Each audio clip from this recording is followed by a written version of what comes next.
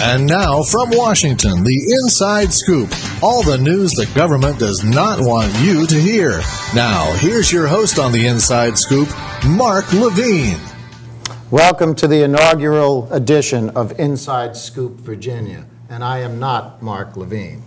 My name is George Burke, and over the coming weeks, we are going to probe what is going on in Virginia, both in the state capitol with a concentration on Northern Virginia. Tonight, the folks with me are George Barker, who's running for the state senate as a Democrat in the 39th district, and Rex Simmons, who is running for the House of Delegates from the 40th district of Virginia. Just a few things to get it going. I will, in the interest of full disclosure, I am a card-carrying Democrat, although we will have Republicans on this show and we will mix it up.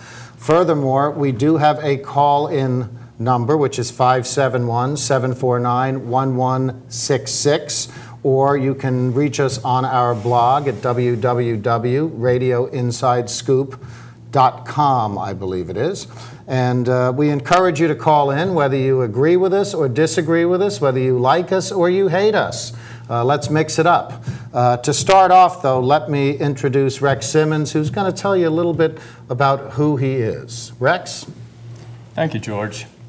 I'm a candidate for the House of Delegates in the 40th District, and I recently retired from the Federal Civil Service after 32 years. I was an Assistant Inspector General there for 16 years, and before that, I was an auditor with the Government Accountability Office. I've lived in Fairfax County for 30 years, and all that time, my wife and I have commuted downtown Washington, and we've seen the traffic problems just grow and grow every year. Haven't we all?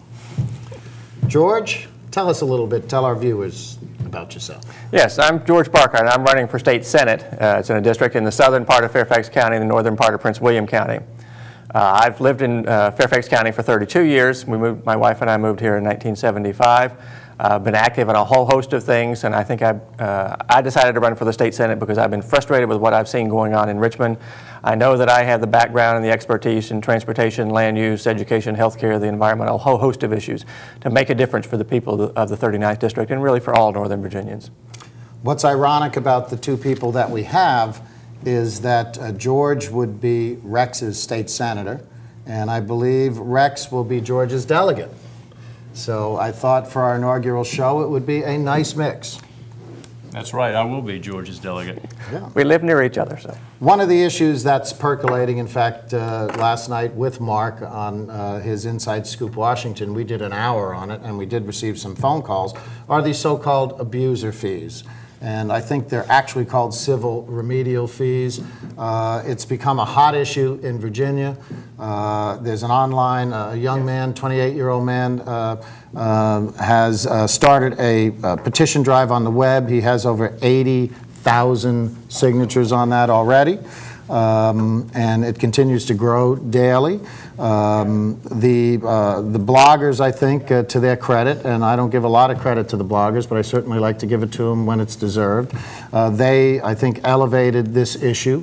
The mainstream media took it and ran with it, and there are not too many elected officials from Richmond who are not feeling the heat and not talking about this issue right now. The Washington Post called the General Assembly spineless. For the way they opted to do these fees, which only affect a segment of the driving public in Virginia. The New York Times labeled Virginia the worst state for drivers as of July 1st. The statistics show Virginians get a ticket about once every 7 years. And there's just a lot of consternation out there. So I'd like to get your feel, if possible, on how you feel about these fees as they relate to the transportation bill overall and as they relate to our citizens. George, why don't you start it off first? I'd be happy to, George. I can tell you that in my campaigning, going door to door in my district, in both the Fairfax County side and the Prince William side, I'm hearing a lot about this issue. People are very unhappy.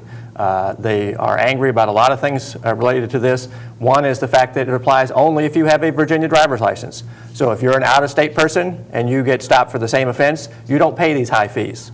If you're a military person and you have a driver's license in another state, even if you live in Virginia, you don't pay these high fees. So they see tremendous inequity in how these fees are imposed, and they are befuddled about why we would in effect tax Virginians and exempt everybody else from these types of fees. The other major thing that people are concerned about is the magnitude of the increase. People are not opposed to there being fines for, and in many cases stiff fines for poor driving behavior. But they see that the rate of increase and the magnitude of some of these fines, over $1,000, in some cases over $3,000, as just disproportionate to the offenses that would be committed there. And people see some of these as potentially doing grave damage to people who really have very limited incomes. So for a whole host of reasons, and as well as a couple of others, people are very upset about this. They think that you need to have fines that are commensurate with the offense and that really are related to trying to deter bad driving, not something that's used simply as a mechanism to fund something else. Yeah, I think there's a question about making law enforcement officers into tax collectors. And I have a fear you're going to have a two-tiered driving system out on the highways. You're going to have all the out-of-staters doing 80 in the left lane and all the Virginians doing 55 or 65 in the right lane. It'll be interesting. Rex, how about you? Well, George, this is a symptom of our General Assembly not willing to face the tough problem of what to do about our traffic. And to have the highest traffic fines in the nation as a way to finance traffic improvement is not the way to go. We really need to have people in Richmond who can make decisions and do it the right way so that we have a transportation system that's suitable for the 21st century. And we don't have that now. Another issue I think that is near and dear to the hearts of people in Northern Virginia and across the Commonwealth is education. There's no doubt, and I think in anybody's mind, we have some great colleges and great universities in our state system. Some of them are Ivy League caliber and are viewed as an Ivy League school. And my question is affordability. You know, college education is getting more and more expensive. It's getting out of the reach more and more of the middle class. Student loans often are not cheap, or you cannot get enough money for the student to cover the whole thing. George, what can you tell us? Well, we clearly have a tremendous problem in terms of our higher education system. We actually have some significant issues for education overall. But our higher education system, our colleges and universities, there are some tremendous problems looming right in front of us. How did we get here? Well, we got here because there's really been inattention to things. We have tremendous schools. You know, look at University of Virginia, William and Mary, James Madison, Longwood. You know, we have tremendous schools all across Virginia that have provided people with fine educations. But the state legislature in Virginia is paying only about 1/3 the amount per student as what the North Carolina state legislature pays. So consequently, it costs a lot more for a Virginia student to go to school. And it makes it very difficult on those students and their families. The increases have been significant in tuition and other types of fees. We need to make college affordable and try to give everybody the full opportunity to be able to excel at a higher education institution. Rex, if you could address that, but I also want to ask you, taking it to another level, at the rest of the education system. We have an education system here in Fairfax County and in Prince William County that I think we can be very proud of. Right. It costs a lot of money, and they never get enough, it seems. So please address the affordability of higher education and what you feel needs to be done, but also, is the state meeting its responsibility to the localities in terms of education in general? Well, let me try to address those questions, George. Starting with the issue of affordability and I'd like to add accessibility of higher education in Northern Virginia. It's very expensive. I know that I had the great opportunity to go to a public university and it was affordable. And I want the same for the families in Northern Virginia and all over Virginia to have the same opportunity. It's so important to our economy that our children go to these great universities and get the kind of degrees that we need in order to be the sort of economy that we need to have in Virginia and continue our prosperity. But in addition to that, in Northern Virginia, we have a great disadvantage with our children here. We have some of the best schools, as you mentioned, and yet our kids do so well, and they have high SAT scores, and they still can't get into these universities because we have geographic quotas on acceptance, and it's not fair. We're paying for these universities a great deal in Northern Virginia here.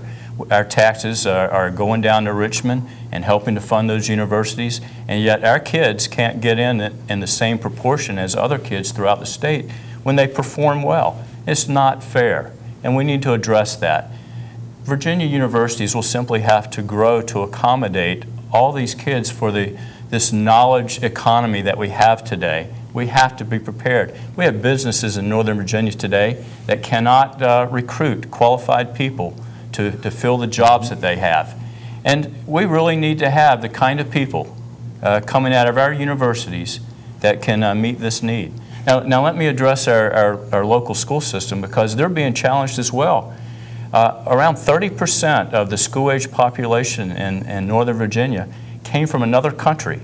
That's a big challenge for our teachers to bring them up to speed on the educational standards that we expect, and they have to pass tests in order to progress on. The teachers have to get them ready, and they're being held accountable for that. Those are tremendous challenges that we really have to have the resources and the trained educators, and we have some of the best teachers in the world here in Northern Virginia, especially in Fairfax County where I live, and they just have to have some help to get this job done. George, it's been said that Northern Virginia pays a lot more in taxes than they get back from Richmond. Right. And I think that is also deals in terms of our educational system. I'd ask you to address that question as well. Is the state meeting its responsibility to localities relative to education? No, the state is not meeting its responsibilities, and I think that's part of the reason that I'm running this year. I've just seen it in area after area, transportation, education, working with localities. The state is not doing what it should be doing in terms of working with us and providing the services and the support that we need. The state has what's called the standards of quality to determine how much funding they're supposed to provide to each jurisdiction, to Fairfax County, to Prince William County, to Wise County in Southwest Virginia. They're not meeting their own obligation under their own state law. And we need people down in the General Assembly who are going to make sure that the state lives up to its responsibilities. Well, folks, we're receiving our first phone call. We have Brian on the line from Centerville. Brian, how are you? Pretty good. Hi, guys. This is Brian Scratcher. My question would be kind of the follow-up on the school question, is how are you guys reaching out to the youth voters and trying to get them involved in your campaign?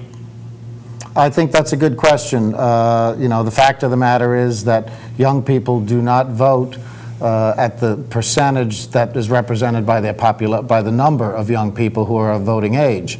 And I think that needs to be done. And let's start on the far end from George. Well, thank you. Yeah, we have, and actually in our campaign, we have had a lot of young people that have been very active in the campaign. It's part of what helped us. Rex and I both had primaries. We both won our primary. We got them over 60% of the vote in those primaries. In my particular case, we had several interns from George Mason University who were of tremendous value and assistance in our campaign. We've also worked a good bit with the students at George Mason, as well as contacted many of the students at the high school level, trying to make sure they're aware of the election coming up this year, and that those who are away at college this year get their absentee ballots in. Rex, anything you'd like to add to that? Yes, I would like to add one thing. On my website, and that is rexsimmons.com, I have a section called the Youth Forum where I'm asking for volunteers and college-age kids, high school-age kids to come help me on the campaign. It would be a great learning experience, and so I hope you can get involved.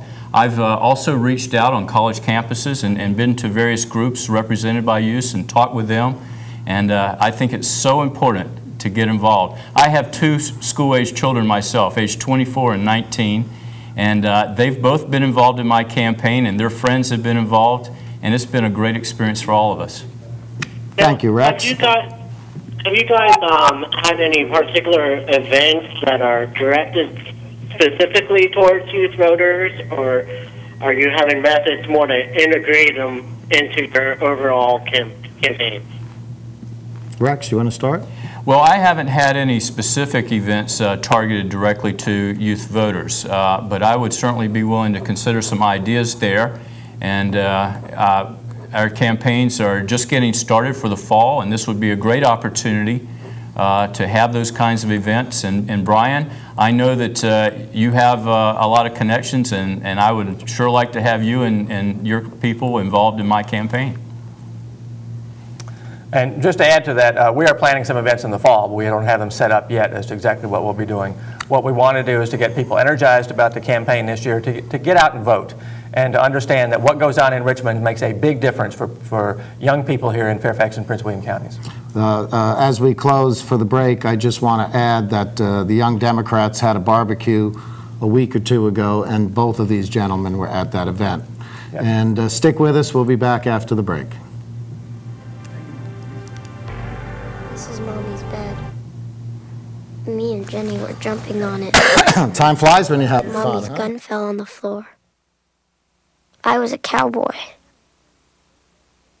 Bang, bang, bang, bang. I said, Jenny, wake up, it's just pretend. But she wouldn't wake up.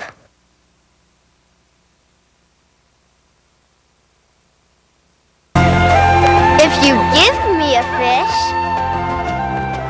If you give someone a fish, you feed them for a day. Teach someone to fish. You feed them for a lifetime. Give me a fish, and you'll feed me for a day. Teach me to fish, and you'll feed me for a lifetime. Through Volunteers of America, you can help change lives in your community.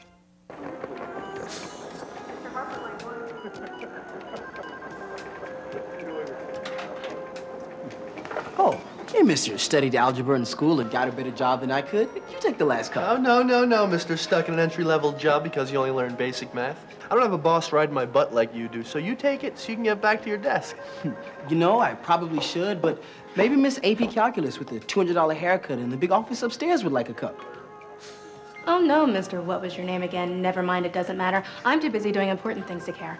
I just came down for some sweet and start. You know, if my limited math abilities weren't keeping me from getting a better job, I'd quit this afternoon. I don't blame you.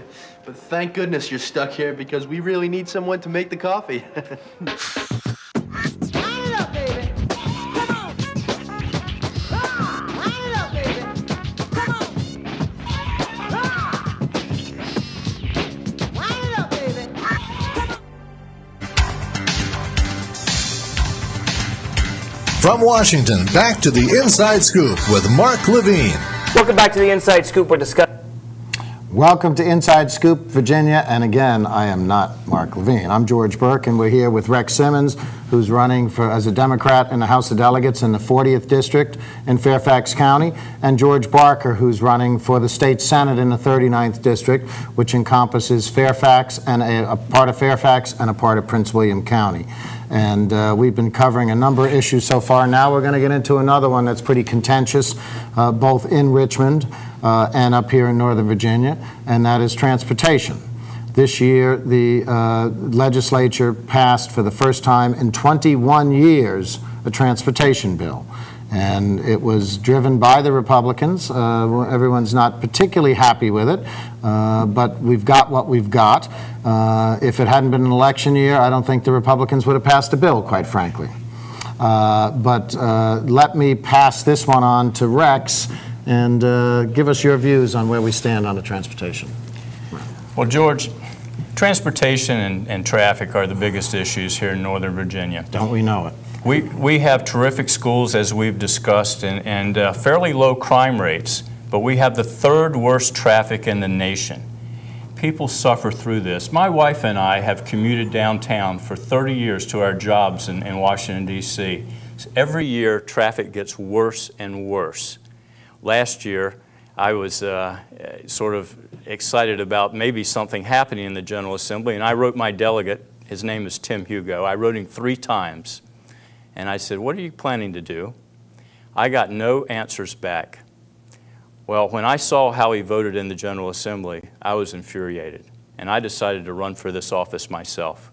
So I was eligible to retire. I decided to retire from the Federal Civil Service and jump into this race. And this is the #1 issue. We have to have some solutions. What the General Assembly has just done is a start, but it's very inadequate. We're going to have to do a lot more, and that's what I plan to do when I get down there.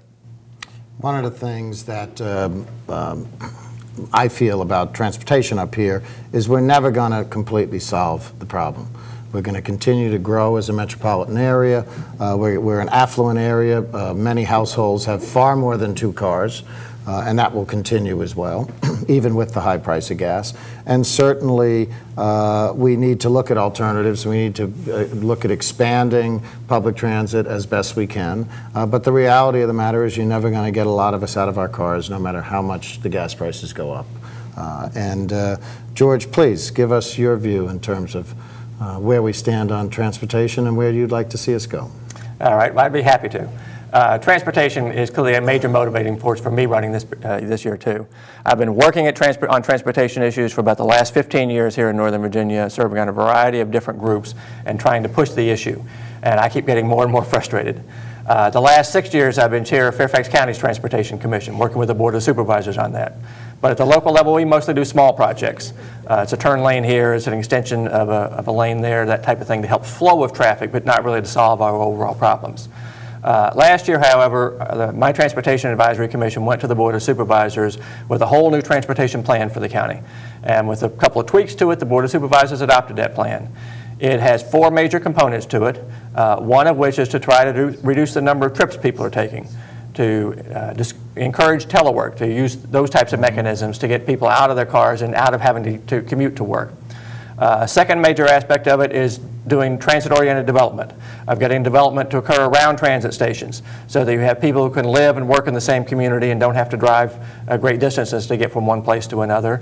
Or if they do have to get from one place to another, can take transit to get there because they live by the transit. And we've seen a lot of that in Arlington along the metro. Yes, and we've seen that be very successful. In Arlington, in 1975, they decided to do intense development around Ballston, around Clarendon, stations along the Orange Line in Arlington. There were predictions that they were going to double, because they were doubling the number of people in the area, they might double the number or come close to doubling the number of cars.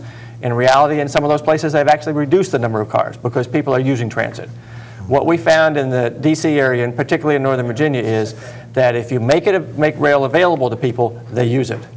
We have a tremendously successful Metro rail system here. Over 90% of the operating cost of Metro rail are paid for by the fares. There's very little subsidy that goes into the operating cost of that system, and it's very heavily used.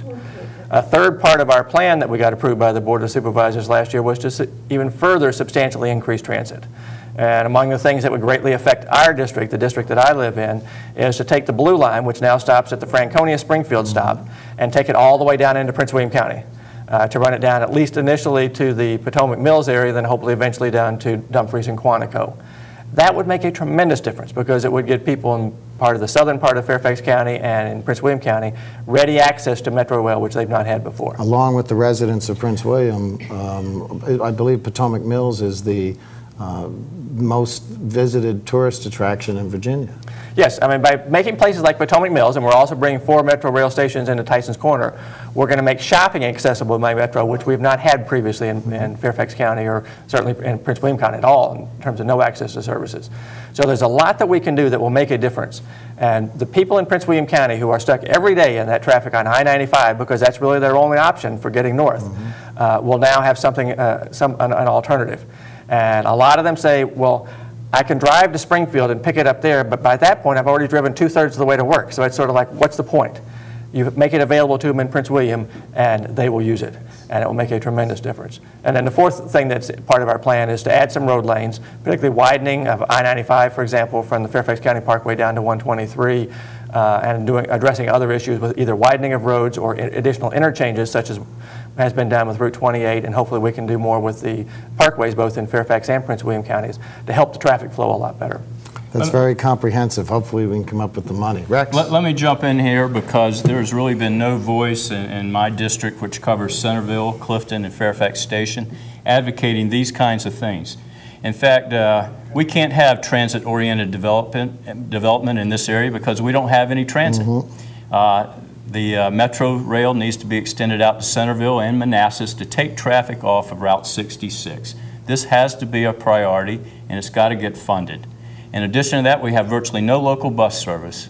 And it needs to be there to get people out of their cars and going places without having to drive everywhere. It's clogging up our roads. Even on Saturdays, you have to wait through 2 or 3 traffic signals in order to make your turns. It's frustrating everyone. It takes us too long to get places. We can't do the things that we would like to do with our families and in our communities. It just takes too long. And people want better services. Yes, the traffic lights need to be adjusted. The turn lanes need to be longer. We have a commuter rail that comes through my district called the Virginia Rail Express. It's the third worst.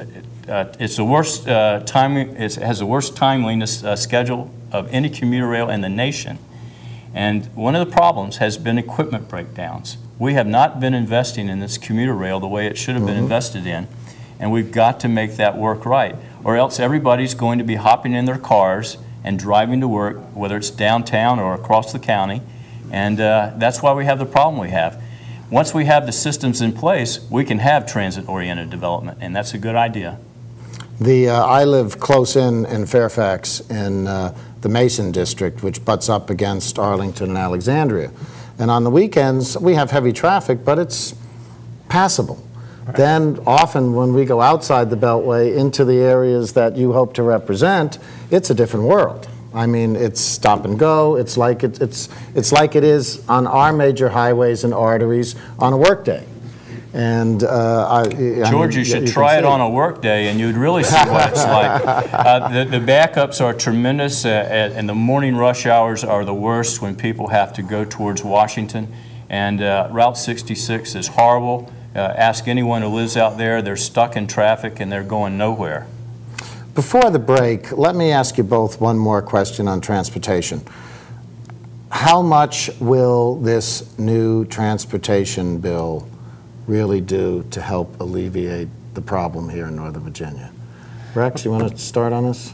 Yeah, let me start with that. I think there's if we raise the funds we've talked about, it will be an infusion of money into the process, but there's more to all this than just putting money into it.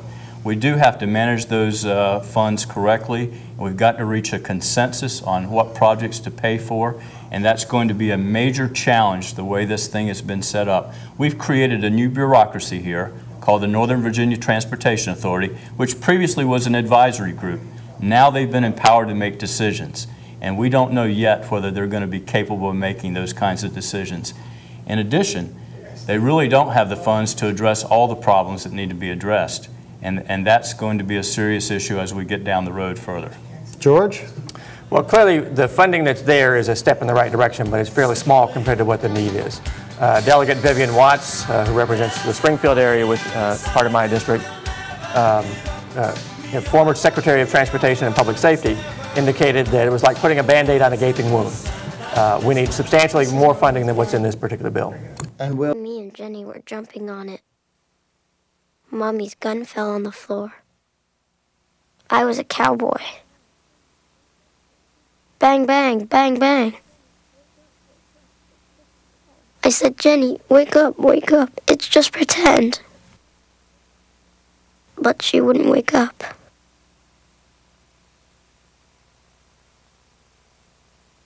If you give me a fish. If you give someone a fish, you feed them for a day. Teach someone to fish.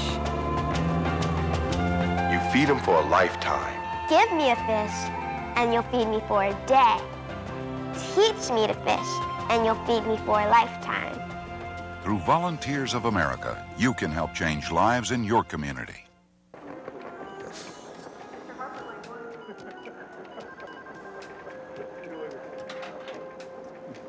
Oh, hey, mister, studied algebra in school and got a better job than I could. You take the last couple. Oh, no, mister. Stuck in an entry-level job because you only learned basic math. I don't have a boss riding my butt like you do, so you take it so you can get back to your desk. You know, I probably should, but maybe Miss AP Calculus with the $200 haircut in the big office upstairs would like a cup. Oh, no, Mr. What was your name again? Never mind, it doesn't matter. I'm too busy doing important things to care. I just came down for some sweet and start. You know, if my limited math abilities weren't keeping me from getting a better job, I'd quit this afternoon. I don't blame you. But thank goodness you're stuck here because we really need someone to make the coffee.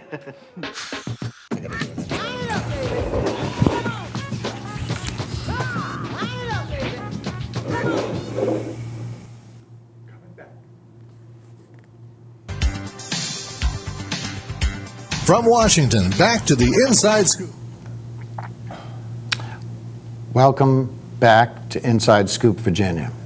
And we are not in Washington. We are actually in Fairfax County, Virginia. My guests today, again, are Rex Simmons, delegate candidate in the 40th District, George Barker, Senate candidate in the 39th District, both good Democrats. I've known both of them for years, and I'm proud to have them on the show. George, we had to cut you a bit short at the break, but you looked like you had a lot more to say about transportation, as everybody does. I could go on for the rest of the show. Well, give us a little more. One of the things I can tell you is that in my campaigning and visiting with thousands and thousands of voters this year, I've not yet met a single person who said we've solved our transportation problem with the action that was taken by the General Assembly this year. It is a step in terms of the funding. It's at least a step in the right direction, but it's a fairly small step. Just to give you a good example of how bad off we are, a few years ago, Northern Virginia developed a plan called the 2020 Plan. It was those projects that were the highest priority projects that would do the best to sort of alleviating some of our problems, not curing all of the situation in Northern Virginia, but taking care of some of the major congestion points we had if they were all funded and done by the year 2020. Well, then a direction came to develop a plan for the year 2030. We had done essentially nothing to meeting the 2020 plan. So how did we develop a 2030 plan? We changed one number. We didn't add a road. We didn't add a rail line. We didn't add anything to that plan. All we did was took the 2020 plan and suddenly called it a 2030 plan. Now, you and I know that nothing's going to stay still between 2020 and 2030. That's 10 years. In Northern Virginia, we've grown by over 300,000 people per decade. Every 10 years, we grow by more than 300,000 people. We can't assume that you're going to need no additional transportation infrastructure in that period. We need to get ahead of the curve rather than sort of pretending we can't even try to address it, which is what I've seen too frequently here. It's hard to get ahead of the curve when it took the legislature 21 years to pass a transportation bill. Yes. You're exactly right, George. And did you know in Northern Virginia we have 23% of Virginia's population living here? We have 8% of the road miles here, and that explains the problem. And without public transportation, the roads are what we have to use to get around. So we have all these people crowding on these few roads that we do have, and it's a mess. Let me pick up on things a little bit. It was 21 years between major initiatives in the General Assembly, significant initiatives in the General Assembly between 1986, when Governor Beliles came forward with Vivian Watts actually as his secretary, and proposed significant revenue increases, created the Transportation Trust Fund for the first time, really addressed the problem. Until this year, nothing significant had happened, and even this year was a fairly small step that was taken. Part of what I think people need to understand is that Transportation Trust Fund that was created in 1986 was designed to be using to fund new transportation expenditures. We're using actually a lot of that Transportation Trust Fund right now just for maintaining the existing roads. We're no longer even using it for the purpose that it was designed for, because we're so short in funding for even maintenance of roads that we have to dip into our construction money. And we're getting close to running out of a lot of funding for that. So it's not been, it's been something that the state has really abrogated its responsibility, has not followed through on things that have not addressed these issues.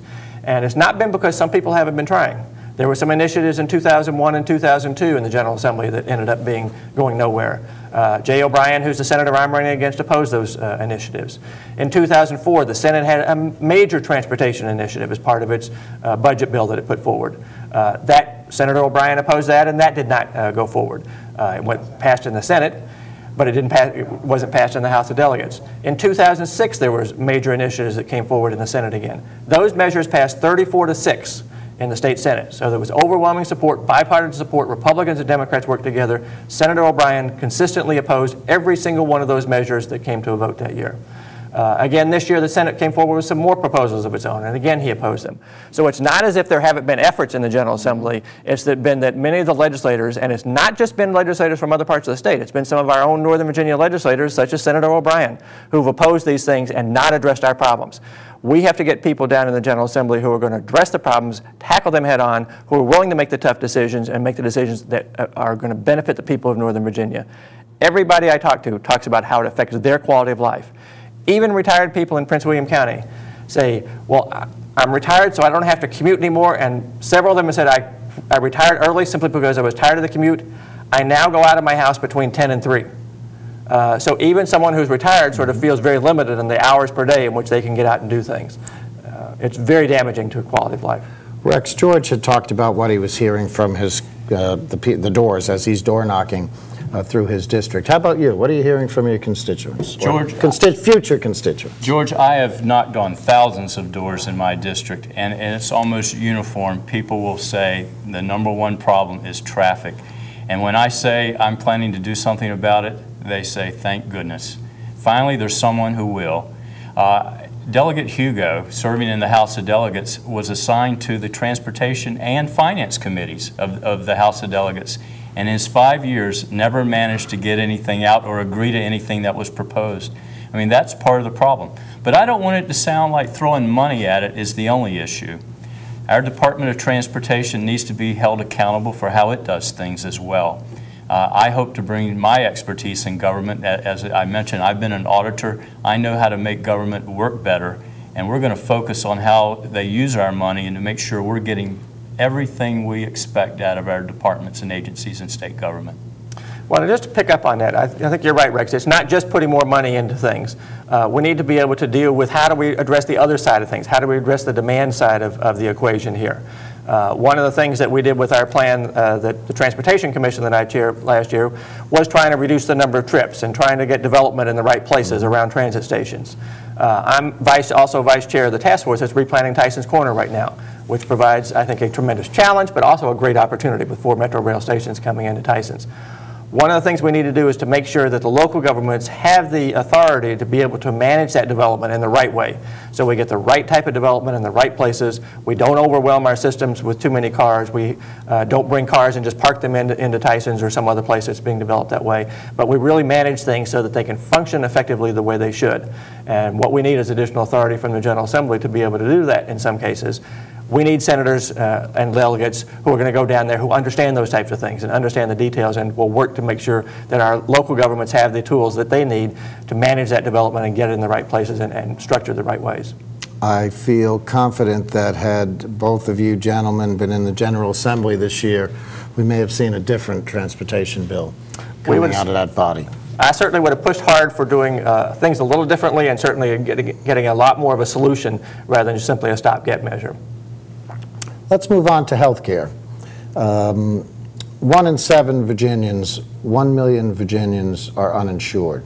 They're one step away from financial disaster if any one of those family members suffers a serious illness. Nationally, it's over 45 million and growing. We hear a lot of talk about universal health care and the like, but we see very little action. What can we do here in Virginia? Rex? Well, George, a lot of states have taken on this very serious problem, and I think we should look at what other states have done. In California, they have done things to cover the uninsured. We've seen a plan in Massachusetts, now one in Illinois, and I think Virginia ought to take a look at what these other states have done. But not only is it an issue of covering the uninsured and helping them get good health care, it affects every one of us. We all pay more for our health insurance to help pay for the uninsured. When you don't have health insurance, you don't get the kind of preventive medicine that you need to have because you can't afford it a lot of times. And when you get sick, you're really sick. You end up going to the emergency room of the hospital, and if you can't pay for that, you know what happens? It gets passed on to those of us who do have health insurance. Statistics say that businesses and families pay an extra $1,000 a year for their health insurance to pay for the uninsured. And that's not fair. We do need to address this issue, and it's not just for the people who don't have health insurance, it's for those of us who do have it. George, you have a reputation across the Commonwealth as a healthcare expert. Yes. You've been involved in it for decades. Give us your view of this. Yeah, the last 32 years I've been doing health planning for Northern Virginia. That's my job. It's what I get paid for. And I've worked with people from around the state. I've chaired several different state groups on healthcare issues. I've worked with the General Assembly very closely on healthcare issues for more than 20 years, but 25 years now, and particularly with the Education and Health Committee in the State Senate, a committee that I hope to be on next year. What I want to do is to bring my health expertise, my background in healthcare, to the General Assembly to push for solutions. Part of what we need to do is to get everybody around the table. We don't need a Democratic plan. We don't need a Republican plan. We need a plan that everybody can buy into. We don't need a plan that sort of is designed by the physicians. We don't need a plan that's designed by the hospitals. We don't need a plan that's designed by the insurance companies.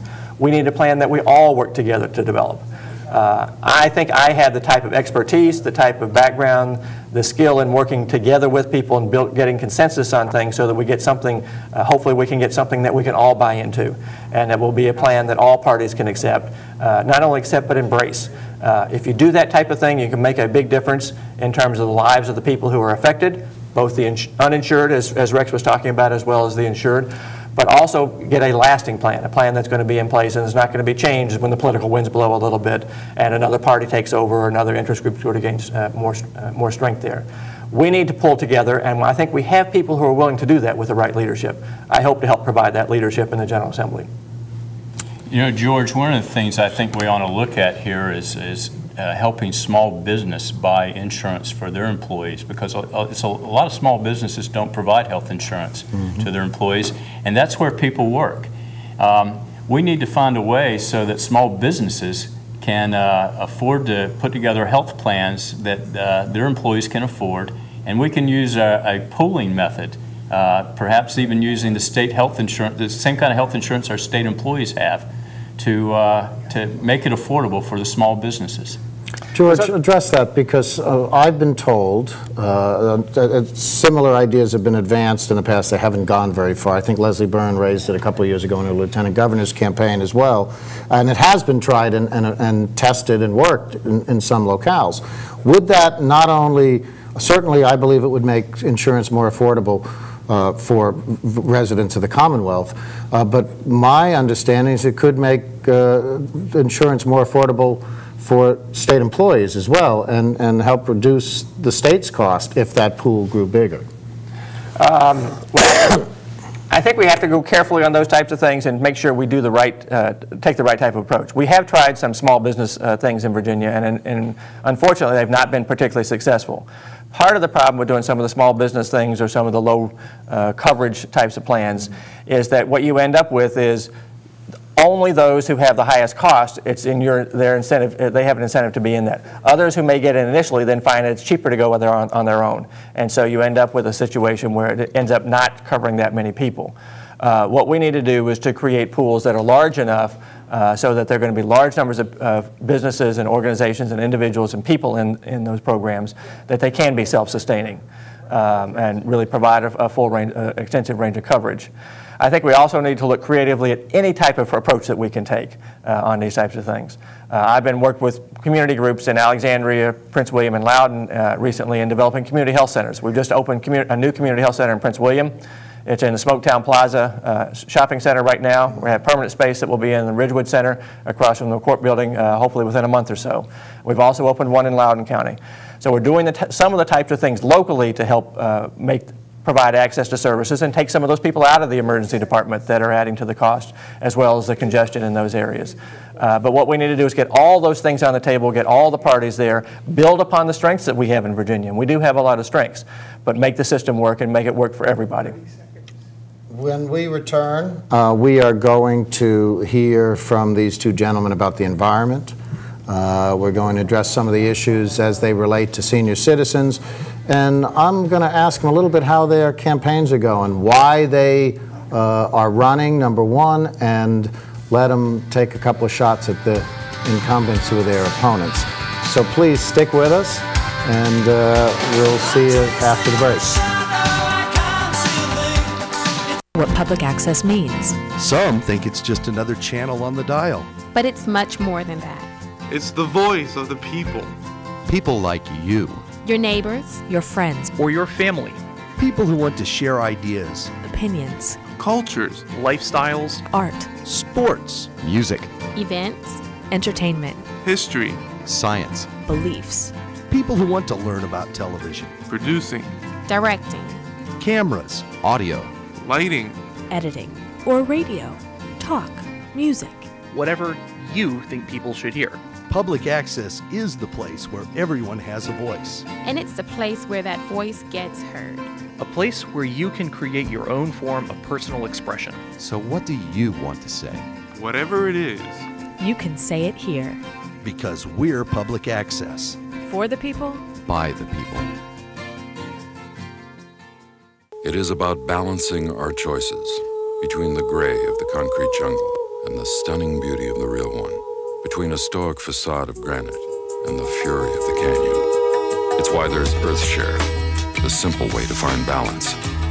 EarthShare is the workplace giving program bringing the leading environmental groups under one umbrella. Support EarthShare, support them all. EarthShare. Please ask your employer about workplace giving. To learn more, visit our website.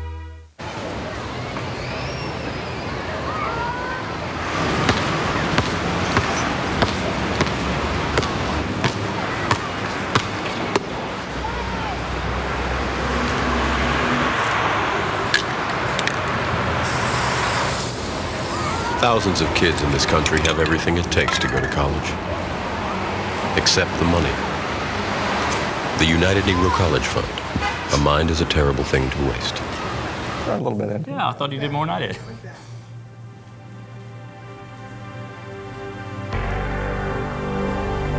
Welcome back to Inside Scoop, Virginia, and I am not Mark Levine. I'm George Burke. We're joined today by George Barker, who's the Democratic candidate for the Senate in the 39th District. That's Jay O'Brien's seat. He hopes to replace him in January after the November election. And Rex Simmons, who's the Democratic candidate for delegate in the 40th, who plans and hopes to replace Tim Hugo, Republican, in January. We were talking about health care, and I think we could have probably gone on for another hour on that, but we do have some other topics we want to address. Rex, let's address the environment a little bit. You know, we have the Chesapeake Bay, we have Fairfax adopting the Cool Counties program. Where are we? What do we need to do? Well, George, one of the biggest problems facing the entire world right now is this whole issue of global warming. It concerns all of us about what's happening. And I think we don't need any more evidence that this is now one of the most important issues that we need to address, and we need to do it right here in Virginia. I've called for a Cool Commonwealth program, and this program would have us build more energy efficient buildings in the state, at the state buildings, state government buildings. And in addition, our state vehicle fleet should employ hybrid vehicles wherever we possibly can. I think that we ought to make Virginia universities be leaders in the country in terms of developing alternative energy sources. In Virginia, we have ideal growing conditions for some of the renewable energy type fuels, and we need to learn how to do that and develop that industry. It's not only good for our environment, it would be good for Virginia's economy. And I favor that so much.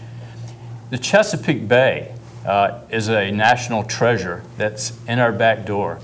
And yet we set goals for keeping it clean environmentally and keeping the waste from spilling over. We're not meeting those goals. It's clear that we're going to fall short of what's needed in keeping the Chesapeake Bay clean and getting it where it should be. We're just going to have to work harder at that. It's very important that waste not be spilling into the bay.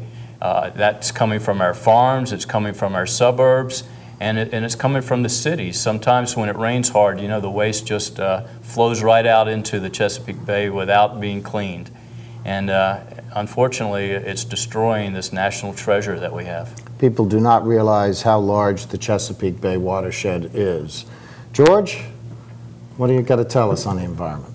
Well, a couple things. One is I do have an environmental background. I've been for about 10 years now on the board of the Occoquan Watershed Coalition in our area, in the Clifton, Fairfax Station area, Lorton area, trying to make sure we protect the Occoquan watershed, which is a major, and the Occoquan Reservoir is a major drinking water supply. And it's a beautiful area as well. It's a beautiful area, and in effect, doing the types of things that we've done with leadership from the Fairfax County Board of Supervisors on a lot of these issues, we've been able to promote water quality in the area, and it has some of the best water quality anywhere around in terms of just natural water, not treated water, before any treatments that are applied there. But we've also, by keeping it in 5-acre zoning and doing those types of things, we've contributed to trying to prevent major traffic problems. So we've actually lessened some of the transportation issues by not having overdevelopment in an area where there aren't the road capacities, and trying to get more of the development in areas where there is that capacity, where there's transit, the other types of things that are available. So we've done a lot of things locally. What I've been frustrated in looking at is the state really has not done as much as it should be doing and as much as it could be doing. There are a number of states, more than a dozen states, that have taken major initiatives, like the Cool Counties type of initiative that you talked about, of making major efforts across the board in environmental and energy conservation, global warming types of issues. Virginia's not one of those states. I think we need to become one of those states that takes a lead role nationally on that, because we're not seeing the federal government doing that, and it's time we stepped up and took the leadership and responsibility ourselves. We have tremendous opportunity to do it. As Rex talked about, we have there's a synergy between energy conservation and global warming and what we can do on the agricultural side in Virginia. We have tremendous opportunity to, in effect, grow some of the products that can be developed in a way that it really is energy efficient, that contributes to lessening the impact of global warming. When my wife and I built our house, 1983 in Fairfax County, we put solar panels on our house. We positioned it so that it's a passive solar house and also have solar panels on the house. We are trying personally to do the right type of thing. And I think what we need to do is to give people the incentives, the opportunity, the information, because what I found is people want to do the right thing. They want to do things that will promote energy conservation, that will promote a clean environment, that will promote air quality. We need to help them do those types of things, whether it's through tax incentives or information or opportunities in terms of different things. In my campaigning this year, environment has been a very significant issue raised by many, many people. Not quite as many as have raised transportation, but it's an issue people care about, and they want to do the right thing, and we need to help them to do that, and also take leadership at the state level. And George, I know we've talked a lot about transportation, but environment and the transportation issues go hand in hand. We sit in our cars and don't move, and out of the tailpipes come all those greenhouse gases that are worsening the problem. So if we can address the transportation problems, we'll help our environment also. Yeah, we do things like the transit-oriented development, in fact, increasing the amount of transit that's available, getting Metro Rail down through Fairfax County to Prince William County. Doing those types of things will make a big difference. Getting people out of their cars. Yes, getting people out of their cars or helping them move quickly. Just interchanges can help traffic flow a lot better so that they're not sitting in traffic waiting for 3 light cycles and increasing the pollution during that period of time. So there are a lot of things we can do. We just have to have the will and the desire to be able to do them. The 3 of us are baby boomers, and there's a lot more of us with a bulge in the population. Many of us will soon be senior citizens. Fairfax County, Prince William County have a large population of senior citizens now. How is the Commonwealth of Virginia, how is Northern Virginia going to cope with this big bulge of people who will soon be retiring, will soon be requiring more health care services, and will be moving into the next phase of their lives? George? Well, actually, that's an area where I've worked a good bit for the last 32 years while I've been planning for health care services, because health care is one of the critical issues for people as we age. So we've been, in the agency for which I work, we've been planning for long-term care services, making sure we had the nursing homes capacity we need, that it was in the right places, but also making sure we develop the alternative services. And we've actually been very successful at that in Northern Virginia, in that we have very low utilization rate of nursing homes for our elderly population. Most people are able to be cared for when they get to the point where they need some services in the home or in an assisted living facility or in an adult day health care facility, and we've developed some of those types of things. But we've developed them only because there's been efforts at the local level to do that, not because the state has taken a lead in those types of areas. There are many states around the country that have been very aggressive in providing services to seniors. Virginia is not one of them. We provide a limited coverage through the Medicaid program for people in nursing homes, but not much beyond that. The state needs to take a more aggressive role and really help plan and develop services. There are some pilot programs that have been tried down in the Hampton Roads area and a couple of other places in the state that have shown tremendous success in terms of getting people the services to help them maintain themselves in their community so they don't deteriorate to the point where they need some type of major long-term care services such as nursing home care. I have the type of background that where I've worked in developing these types of services locally. I want to get the state to be able to do those services and to take the lead in working with localities and getting those services available to people.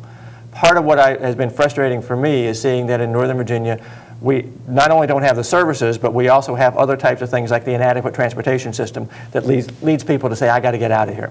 And in Arlington, Alexandria, Falls Church, the Mount Vernon area, Franconia area now, we actually have a decreasing elderly population. That's not occurring hardly anywhere else in the country. And it's because people are so fed up with things that they're getting out of our area. We need to make this an attractive area for people of all ages in Northern Virginia. So Rex, What do you propose to take care of me when I get old? Well, or as I George, get older? You know, we're in what's called the sandwich generation. And the reason it's called that is not only are we taking care of our children who and paying for the high cost of college, and sometimes they move back into our home and we take care of them until they get their jobs, but we also have to take care of our aging parents, and they're living longer and longer, and that's a big burden on all of us. We have to be concerned about the quality of long-term care.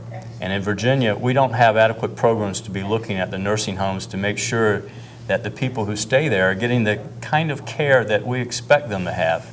The people who work there need to be better trained and better paid. Those are all issues that state government needs to address because we do have an aging population and more of us are going to live in long-term care facilities. I hope you don't have to live in one, George, and maybe you can stay in your home and the services that we have in our county may help you do that. And that's a good thing. Wherever possible, we should do that.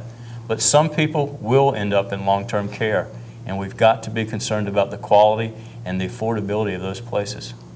And I can speak from personal experience that I plan on being around here for a while. So I want to make sure that the services are available not only for those who need them now, but for me at a time when I might need such services. My grandmother died earlier this year at the age of 111.